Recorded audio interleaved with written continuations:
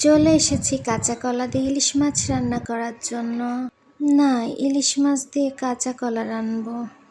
হ্যাঁ, তো যাই হোক, প্রথমে তেলের মধ্যে হালকা করে মাছ ভেজে নেবো। যতই হাতে তেল ছিটুক না কেন, ওটা কোনো বিষয় না। তারপর এরকম ডিমের মতো একটা পেঁয়াজ বাটা তেলের মধ্যে দিয়ে পানি ঢেলে দিব। একে একে মরিচ, হলুদ, লবণ দিয়ে দিব। তারপর আর কি নাড়তে থাকবো। নাড়তে নাড়তে যখন আবার হাতে তেলের ছিটা লাগবে, তখন কাঁচা কলাগুলো এর মধ্যে ঢেলে দিব। আরে এতগুলা সাদা মনের ভিতর একটা কালো মনের অধিকারী! আরে তুই কোত্থেকে আসলি? তোর তারপর আবার এগুলো নাড়তে থাকবো। নাড়তে নাড়তে বিরক্ত হয়ে গেলে তখন এর মধ্যে পানি ঢেলে দিব সুন্দর করে।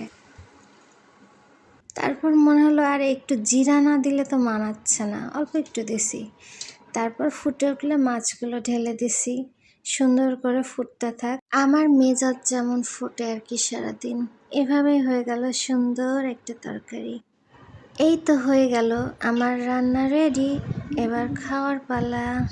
খাওয়ার সময় আমি আবার খুব বেশি কথা বলি না। মাঝে মধ্যে এরকম একটু হেলদি খাবার দাবারও খাইতে হয়। টাটা।